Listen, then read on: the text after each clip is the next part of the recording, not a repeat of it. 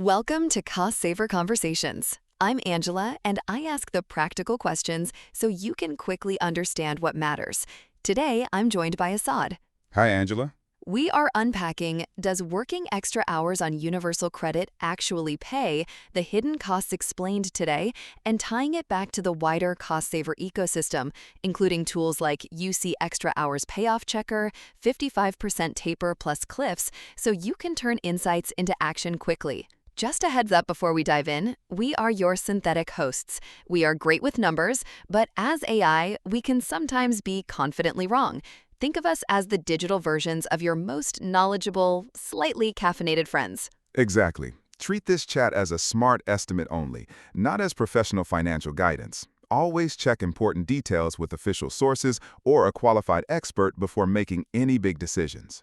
So, Assad, today we're getting into something that, honestly, on the surface, it sounds so simple, right? Working extra hours when you're on universal credit. Like more hours, more money. That's how it works, isn't it? You think so. And look, the whole system, universal credit, it's actually designed with that idea baked in, that work should always pay. But the reality is, honestly, it's a bit of a maze. A maze. Okay. Because, yeah, my gut reaction would be managers offering an extra shift? Brilliant. Sign me up. So, what makes it so? What's the catch? Well, it's because UC doesn't behave like a normal payslip. It tapers, it withdraws other support you might be getting, and it interacts with HMRC in ways that just aren't obvious until, your next month's statement lands and you're staring at it going, wait, what happened? Hmm. Angela, I've seen people take on a fourth shift a week, feel genuinely proud about that extra effort, and then they open their UC statement and they're only $30 better off for 15 extra hours of work. Wait, 15 hours and only 30 quid? Yeah, that works out at around $2 an hour for their effort, which is, That's well below minimum wage. That can't be right, surely. it is, unfortunately. It's not a system failure exactly, it's just how the rules kind of grind against each other. And that's really what we want to get into today, because once you understand those rules, you can actually pick the hours that pay. Right, so it's about being strategic rather than just saying yes to everything. Exactly. But before we dive in, is this the same for everyone across the UK, or does it depend on where you are? Oh, yeah, really important point. No, it's not the same everywhere. Universal credit itself is national, right? But the things that interact with it, council tax reduction schemes, childcare top-ups, free school meal thresholds, they vary by local authority. So your friend in Manchester might hit a completely different cliff edge than you in Cardiff or Glasgow. Oh, I didn't realize that. So it's not just one set of rules, it's sort of layered depending on where you live. Precisely.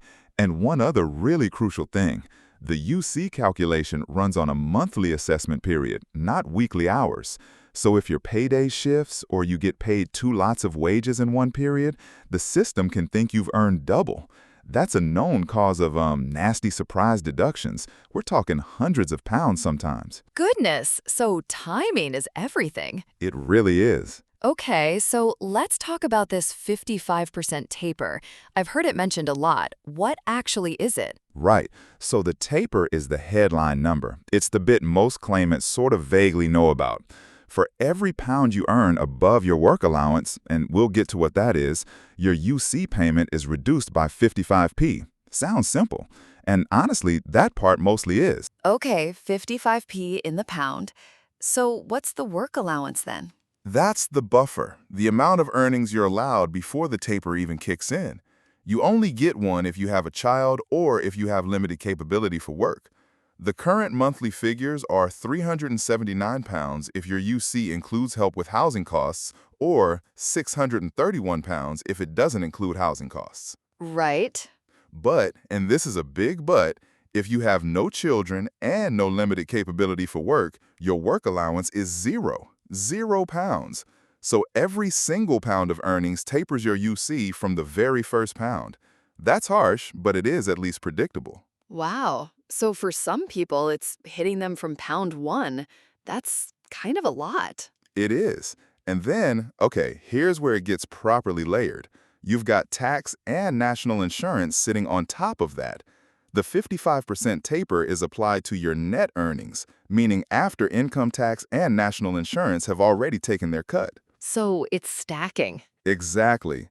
So once you cross the personal allowance and start paying tax, every extra pound of gross pay gets hit by 20% tax, 8% NI, and then the remaining 72p is tapered at 55%.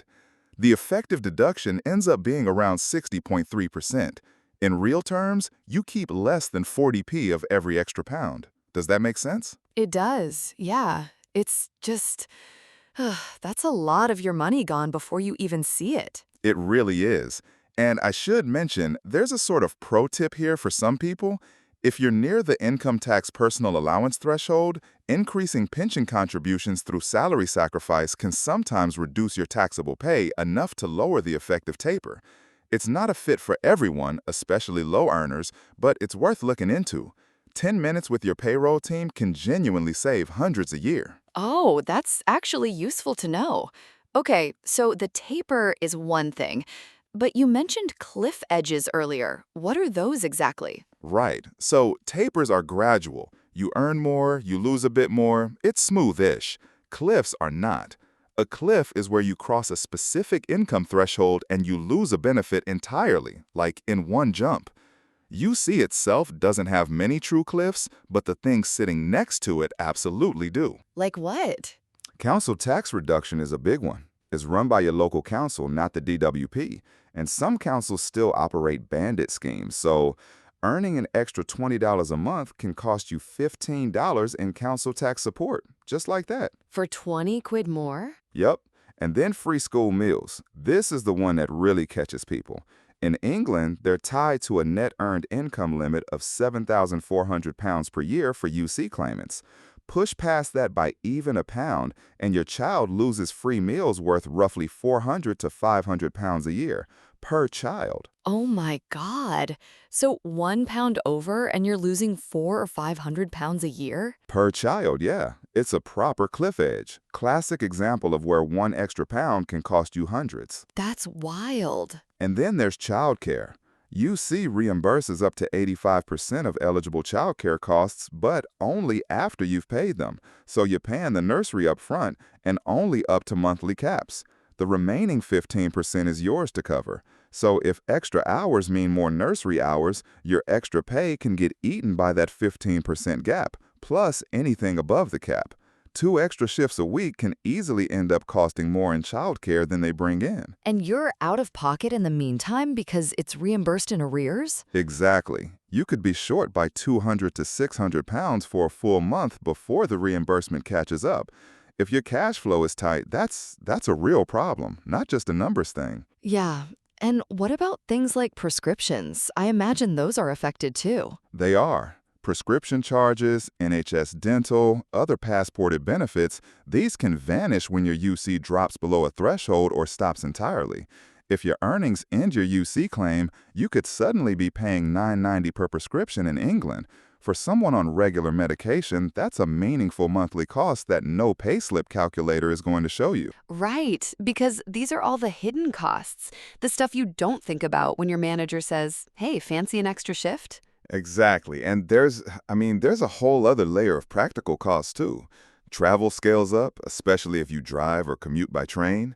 You might need to buy lunches instead of batch cooking at home. Work clothing, laundry, higher pension auto-enrollment contributions reducing your take-home. You might lose the flexibility to do cheaper off-peak shopping or get GP appointments. The DWP calculation doesn't know you spent $6 on a bus pass and $4 on a meal deal to do that extra shift. I hadn't thought about it like that. All those little things adding up. They really do. And actually, there's a really good example that kind of brings all of this together. There's a woman, Sarah, from Leeds, single mom of 2, renting on UC with a $379 work allowance.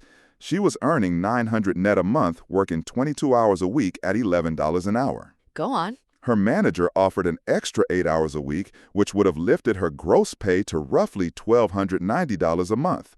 On paper, that's a $390 pay rise. Sounds great, right? Yeah, nearly 400 quid more. That's significant. So here's what actually happened.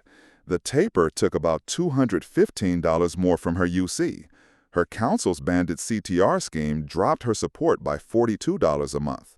The extra shifts meant 9 more hours of after-school club at $650 an hour. That's $234, of which UC only reimbursed 85% and not until the following month. Her bus pass went up by $18, and she spent roughly $30 more on convenience food. Oh no. So what was she actually left with? Her real monthly gain after everything? About $56 for 32 extra hours of work. That's $175 an hour. Honestly, that's heartbreaking. It is. But here's the good bit. She figured this out and she renegotiated. She kept her original hours but secured a 75p hourly rise instead. Gave her more take-home with no extra childcare or travel costs. Fair enough. Smart move. So, okay, I want to talk about common mistakes because I'm guessing people fall into traps they don't even know are there. Oh, absolutely. So the big one is confusing weekly earnings with the assessment period. UC works on monthly assessment periods that start on a fixed date.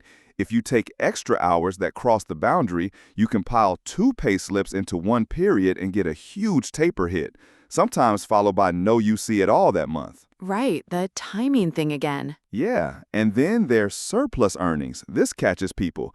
If you earn more than 2,500 pounds above the level that would end your UC claim in 1 month, the surplus carries over and reduces your UC the following month too.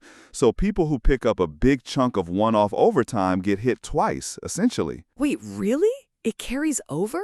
It does. And then not reporting changes promptly through your journal. A new job, a pay rise, change in hours, it should all be reported. Failing to do so causes overpayments, which the DWP will reclaim, sometimes pretty brutally fast. Okay. Any others? Self-employment is a whole different thing. UC applies a minimum income floor after a startup period, basically assuming you earn at least minimum wage for your expected hours, whether you actually do or not. And then, this is one people forget, UC is a household benefit. Your partner's extra shift tapers your joint award the same as yours would. So these decisions need to be made together. Oh, that's important. It's not just about you individually. Right. And one more, missing the childcare claim deadline. You have to report childcare costs in the assessment period you paid them or the period after. Miss that window and you just don't get the 85% back at all. Ouch. So, okay, for someone listening to this thinking, right, I need to actually figure this out for my situation, how do they do it? What's the process? So this is where a proper universal credit extra hours calculator comes in. You want to gather a few things first. Your current monthly UC statement showing your maximum entitlement and deductions, your assessment period start and end dates, your current net monthly earnings, the hourly rate and number of extra hours you're considering, your council tax support scheme details, any extra childcare hours and their cost, and then estimated extra travel and food costs per shift. That's quite a list. But I suppose you need all of it to get an accurate picture. You do. And then, and this is the key bit, run the numbers twice. Once for the scenario where you take the extra hours, once for the status quo. The difference after every layer is your true payoff. If it comes out at less than minimum wage per hour, that's a flag worth pausing on. And I imagine people might worry about, if I use this calculator, is the DWP going to see it? Is it going to trigger something? Yeah, that's a really common concern. And no, using the checker won't affect your UC claim or trigger any DWP review. It's a private calculation tool. It doesn't share data, doesn't pull from your bank account, no sign-up, no fee. You can run as many scenarios as you like and nothing is reported anywhere. Oh, that's actually reassuring. Good. So when do extra hours genuinely make sense? Clear cases. If you have a work allowance and you're earning below it, every extra pound is yours in full, no taper. If extra hours bring a promotion or a permanent pay uplift, the short-term taper pain might be worth the long-term gain. Those are pretty straightforward. And when should people be really cautious? If you'd cross that $7,400 net earned income line and have kids eligible for free school meals, run the numbers very carefully. If the extra hours need paid childcare you wouldn't otherwise be paying for, work out what that 15% gap actually costs you. And if you're close to the point where your UC ends entirely, be really careful, because once your claim closes because earnings are too high, you can't always just reopen it. You might need to make a fresh claim and serve another 5-week wait. 5 weeks with nothing coming in. That's a real risk. It is. That should absolutely be priced into any decision near that cliff edge. So if someone runs the numbers and the maths just doesn't work, what then? Because sometimes you feel like you can't say no. Right. And look, you do have options. The first one, like Sarah did, is negotiate a higher hourly rate instead of more hours. A 50p rise across your existing hours gets tapered, sure, but it costs you nothing in extra childcare or travel. That's pure gain after taper. That's clever. Or push for hours within your existing shift pattern. Adding an hour to a shift you're already doing is way more efficient than adding a whole new day where you've got travel, childcare, lunch costs. You can also use salary sacrifice for pension or cycle to work schemes to manage your taxable income. Time bonuses and overtime carefully across assessment periods where possible.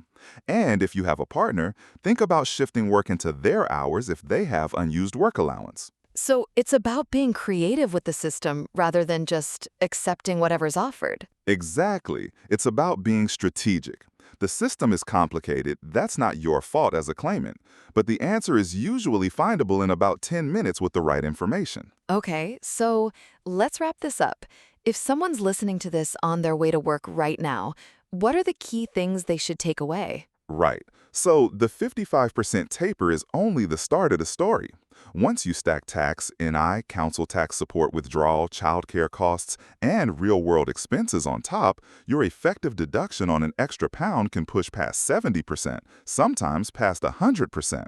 That's not a reason to never work more, but it is a reason to do the maths first. Right. Pull your UC statement, check your assessment period dates, list every cost the extra hours would actually trigger, and run it through a proper calculator. If the answer is yes, take the shift with confidence. If it's no, you've now got a solid case to renegotiate, retime, or reshape the offer.